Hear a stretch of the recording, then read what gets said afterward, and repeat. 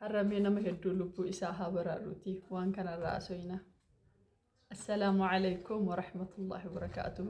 بايدوي وانا كان أسرتي في دنيا راها سون يوتيوب أفريسكي قدك أتا أقرو إن شاء الله هم أنت وجدي هذا لايف قراتي نما هدو براكا قدا برودكتي كيساو شمران كنيرو أما تدركا ولا نتفادى ما جراني دا هري مباريد وان رفين سنة مرة بجوب قدا كل ليس يوتيوب harka lukaa fi bobatti illee ni fayyadamanii naannaa biratti illee namni fayyadamuun jira.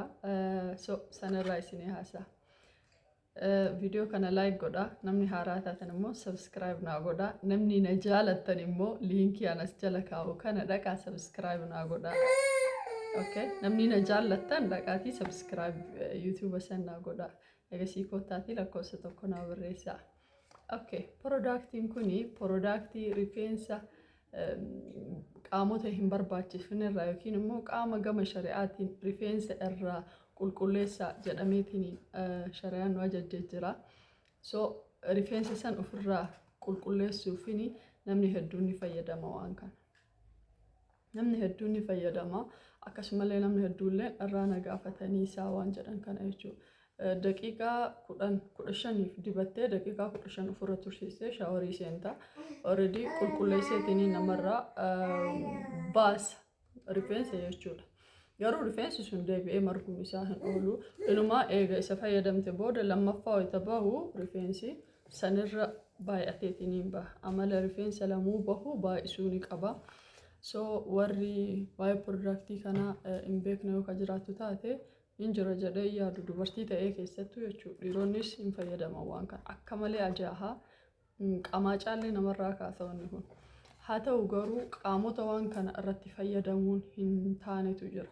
Ka gartee madeessee madaan sun yoo rabbi namatti erge dingata akka gara kaansariitti jijjiiramuu danda'u jechuudha. Akka malee namoota alarjikii qabantu jira. Nama ho'isisuu amala ho'isisuu qaba. Walumaa galatti productii kamuu wayita bittan isin asirratti dibaatii hangam takka akka inni seensi isin godhu yookiin qaamni keessan akkam akka seensi godhu awwala laalaa osoo hin fayyadamin hin duratti jechuudha.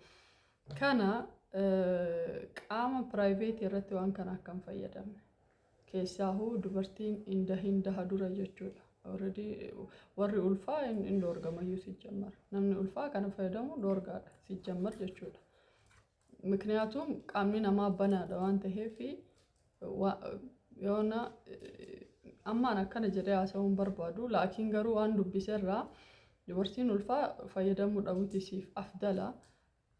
Dubartoonni hin heeruminis osoo fayyadamuu baattanii gaariidha.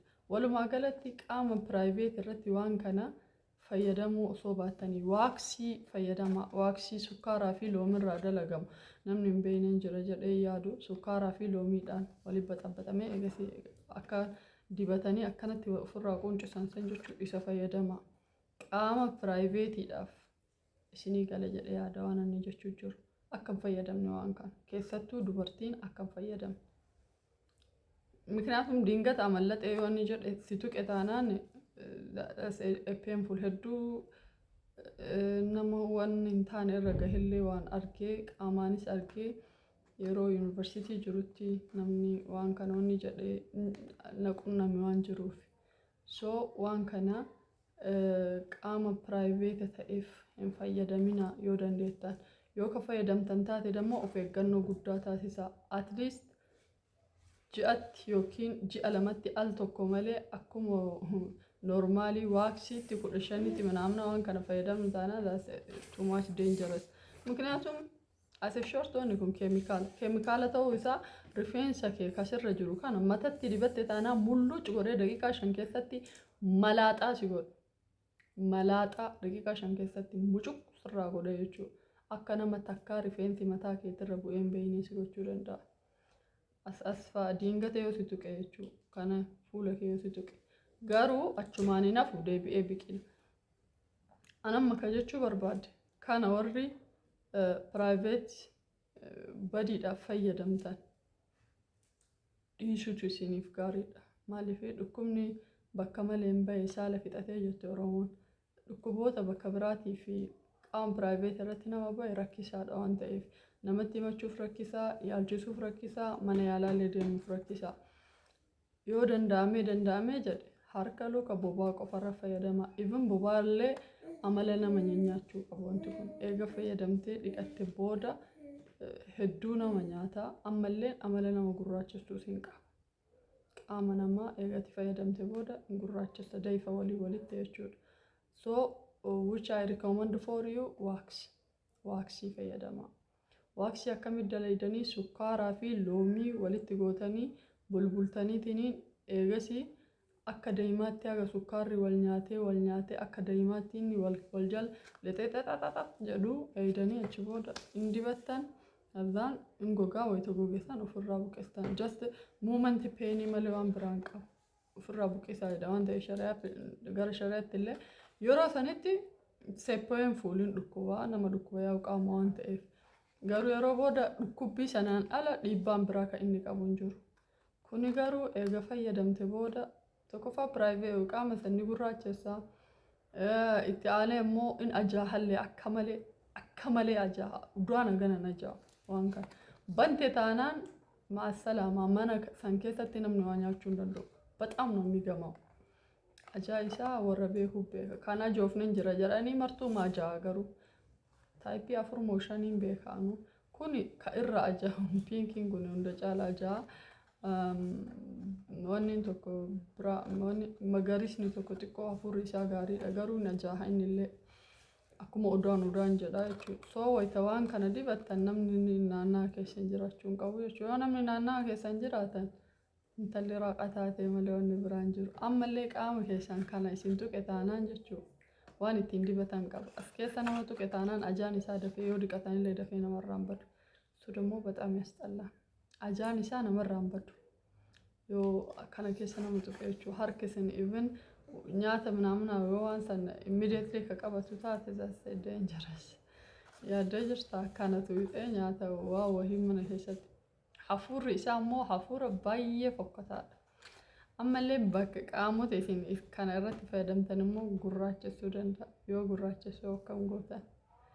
Ammas immoo yoo private irra isin diingata osoo waan kana fayyadamtan isin amallatee isin tuqee na akka nama jechuun bataam kabbaad ነው. So kanaafi yoo dandeetta waaksii fayyadama yookiin waan biraa fayyadama. Wayita waan akkanaa kana dhufee haasa'u saalfachuu dhabeeti miti. Laakiin garuu wanni kuni yoo diingata kaansarii ka jijjiiramu ta'e yookiin immoo qaamni sun ka madaahu ta'e baay'ee waan furmaata atiin haakimoota sasalphaa irraa itti argachuu hin dandeenyedha. Sigalee isaa se risk fuul saniif as dhufneetiin waan kanarraa haasa'in. Mikniyaatum wanni wayii osoo hin beekin waan inni yeroo gabaabaa keessatti rifeensa barbaachisne namarraa qulqulleessuuf akka waan gaarii ta'etti namni hedduun koomee fa'aa dibatan. Nama goggoisa koomee yeroodhaaf waan lallaaffisee bareechuus isii fakkaata malee ammallee kottee kanarra itti dibatti kottee kana amala kottee namarraa qunchisuu qaba. Sanfaaf warra fayyadamuu jira. Dasirrees kafuul. Wanni kun yoo kottee ilma namarra akkana dibaa laala anu fi kiyyaa dibee arge waan ta'eef kottee hagana ga'u kana akkanatti musholloo godheetiin sirraa quncisa. Duuba wanni kottee quncisu keemikaala hangam takka cimaa yoo ta'e kottee ilma namaa quncisa. Yoo bataam keeraatiina jabaadha bar kottee jechuudha. Pirootiin keessa keeraatiinidha kottee fi rifeensillee. Yoo kottee kana quncisee dabarsuu ka danda'u ta'e qaama biraa maal godhoo jennee wal gaafannee በጣም ከባድ ነው የሚሆነው ማለት ነው።